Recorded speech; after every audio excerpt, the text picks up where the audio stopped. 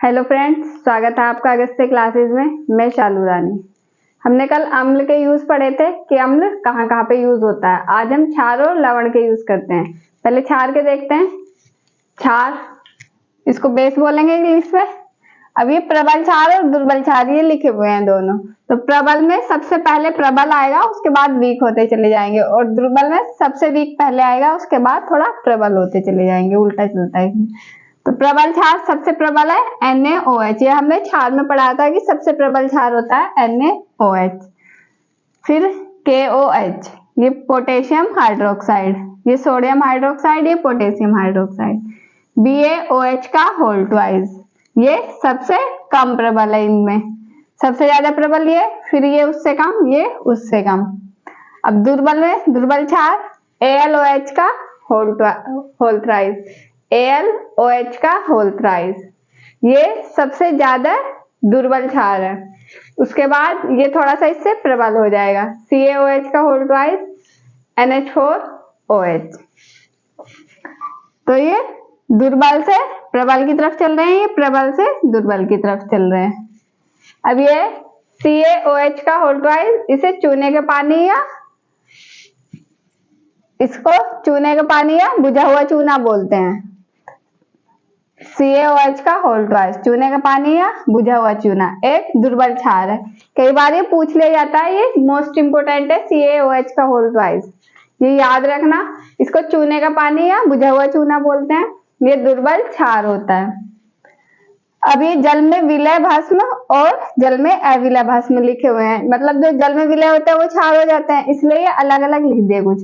जल में विलय भस्म, जो जल में विलय भस्म होता है वो क्षार होता है। ये ब्रैकेट में इसलिए क्षार लिख दिया। तो विलय कौन कौन से है? NaOH, KOH।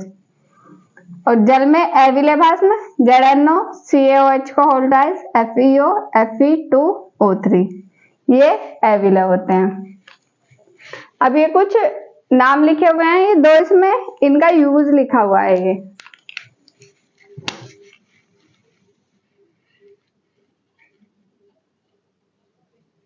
यूजेस, क्षार के यूज स्टार्ट होते हैं यहाँ से कि क्षार कहाँ कहाँ पे यूज होता है। मिल्क ऑफ मैग्नीशिया या मैग्नीशियम हाइड्रोक्साइड, इसका फॉर्मूला है MgOH का whole twice, milk of magnesia या मैग्नीशियम हाइड्रोक्साइड का। ये कहाँ यूज होएगा? पेट की अम्लीयता दूर करने में। पेट की अम्लीयता मतलब जब हम कोई खाना खाते हैं तो वो हमारे पेट में जाता है। पेट में हाइड्रोक्लोरिक एसिड बनता है, HCl, वो उस खाने को पचाने में काम आता है। लेकिन अगर वो ज्यादा मात्रा में बन जाए तो पेट में अम्लीयता बढ़ जाएगी। अम्ल बढ़ जाएगा मतलब उसकी अम्लीयता बढ़ जाएगी।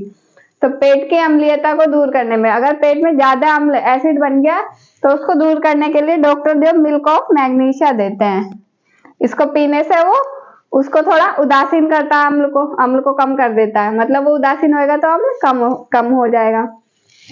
तो पेट की अम्लीयता को दूर करने में मिल्क ऑफ मैग्नीशिया का यूज करते हैं।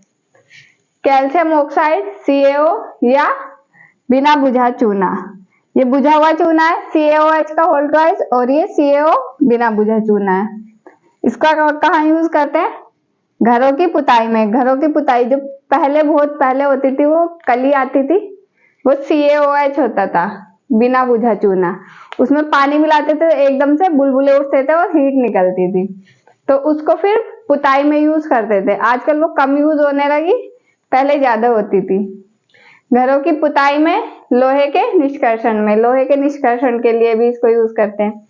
औद्योगिक स्तर पर अमोनिया निर्माण में, औद्योगिक मतलब इंडस्ट्रियल, इंडस्ट्री में जो अमोनिया बनाई जाती है उसको बनाने में भी इसको यूज करते हैं, बिना बुझा चूना या CaOH।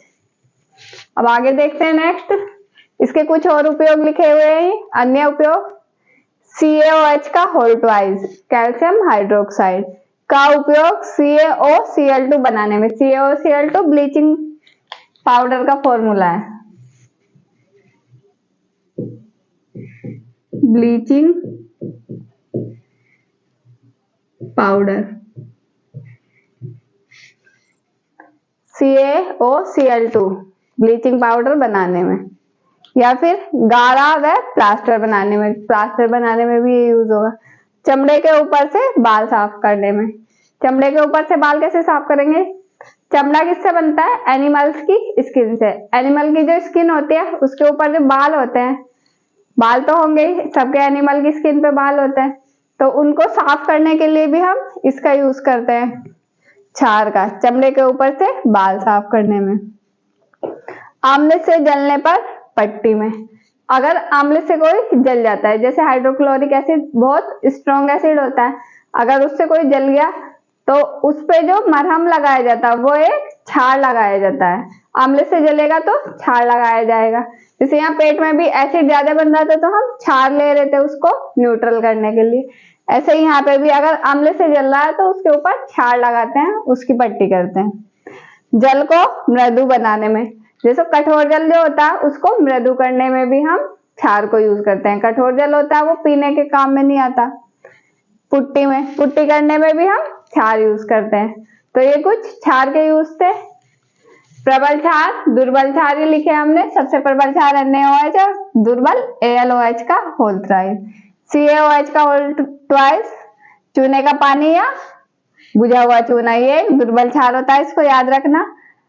चूने का पानी है CaOH का whole twice, milk of magnesium और कैल्शियम ऑक्साइड, ये बहुत इंपॉर्टेंट है तीनों, ये इनमें से कोई सा ना कोई सा एग्जाम में मिल ही सकता है, तो इनको याद रखना है।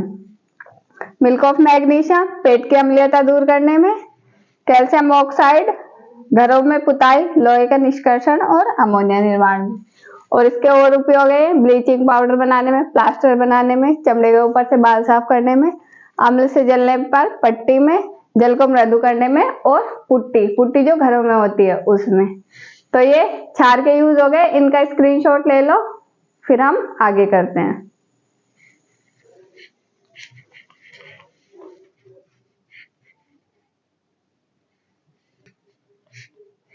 अब हम ये लवण को देख लेते हैं, लवण कहाँ कहाँ पे यूज होते हैं। लवण मतलब साल्ट, जब अम्ल और क्षार की क्रिया कराते हैं तो हमें साल्ट मिल रहा था, लवण हमने पीछे पढ़ा था, तो ये कहाँ कहाँ पे यूज होते हैं उनको देखते हैं।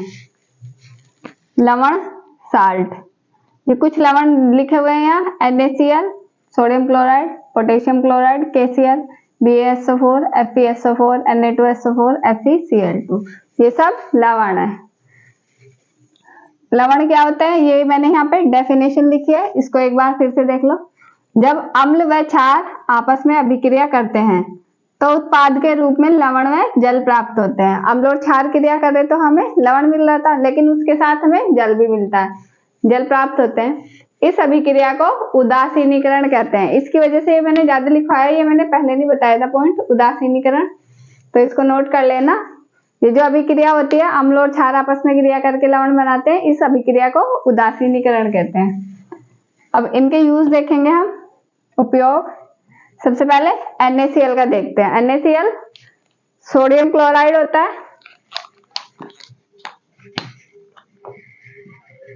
सोडियम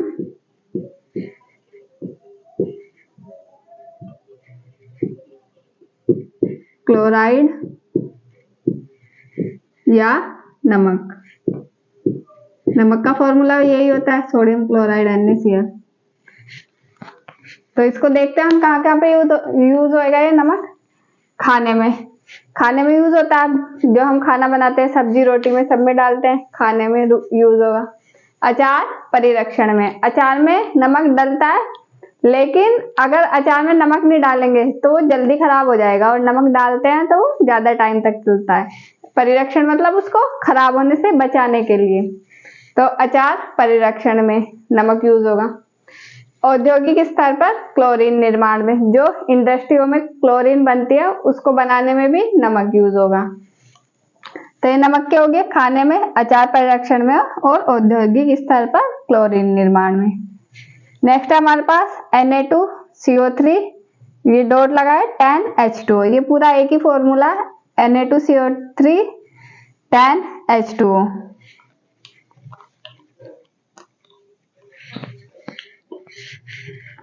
इसको बोलते हैं सोडियम कार्बोनेट या फिर धावन सोडा। ये इसके और नाम है Na2CO3.10H2O। इसको सोडियम कार्बोनेट बोलते हैं या फिर धावन सोडा। धावन सोडा मतलब कपड़े धोने वाला सोडा, जिससे हम कपड़े धोते हैं। एक तो सर्फ आता है, सर्फ अलग चीज रहती है लेकिन सोडा अलग चीज रहती है। सर्फ में भी सोडा डला हुआ रहता है थोड़ा सा, लेकिन सोडा एक अलग से भी आता है जिससे बड़े बड़े कपड़े धोते हैं, धोबी वगैरह यूज करते हैं इनको, धावन सोडे को। तो कपड़े धोने में, जल की कठोरता दूर करने में, अगर जल कठोर है तो उसको मृदु बनाने के लिए, कागज, पेंट, वस्त्र निर्माण में, जो उद्योग फैक्ट्रियों में जो कागज बनता है या पेंट बनता है या कपड़े बनते हैं, उसके निर्माण में भी हम सोडियम कार्बोनेट को यूज करते हैं, धावन सोडे को। तो इसके 3 यूज लिखे हैं यहाँ पे, कपड़े धोने में, जल को मृदु बनाने में मतलब कठोरता दूर करने में, कागज, पेंट और वस्त्र के निर्माण में। नेक्स्ट है हमारे पास NaHCO3। इसको बोलते हैं सोडियम बाइकार्बोनेट।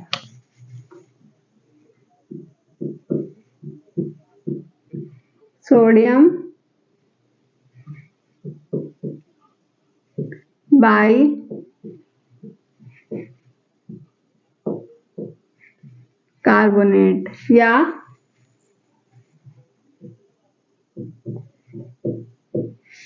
खाने का सोडा। इसको सोडियम बाइकार्बोनेट या खाने का सोडा बोलते हैं। किचन में जो खाने का सोडा यूज होता है वो यही होता है, NaHCO3, खाने का सोडा, सोडियम बाइकार्बोनेट।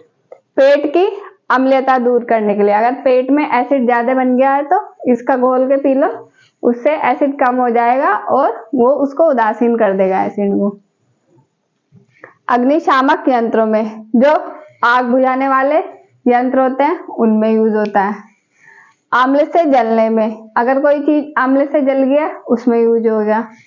शीतल पेय पदार्थ में, शीतल पेय पदार्थ मतलब जो कोल्ड ड्रिंक आती है मार्केट में, उनमें भी ये डलता है सोडा, खाने का सोडा।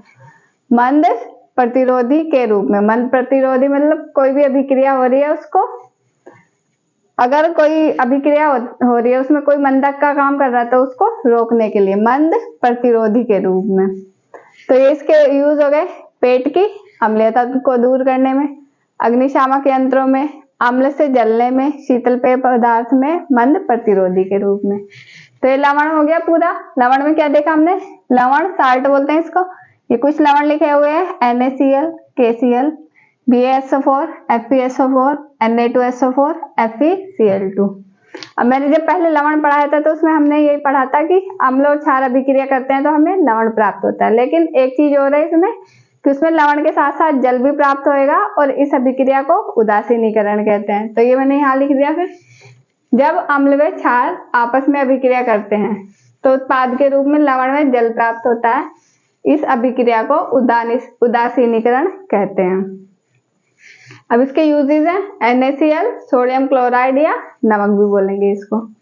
खाने में यूज करते हैं हम इसको, अचार परिरक्षण में, औद्योगिक स्तर पर क्लोरीन निर्माण में।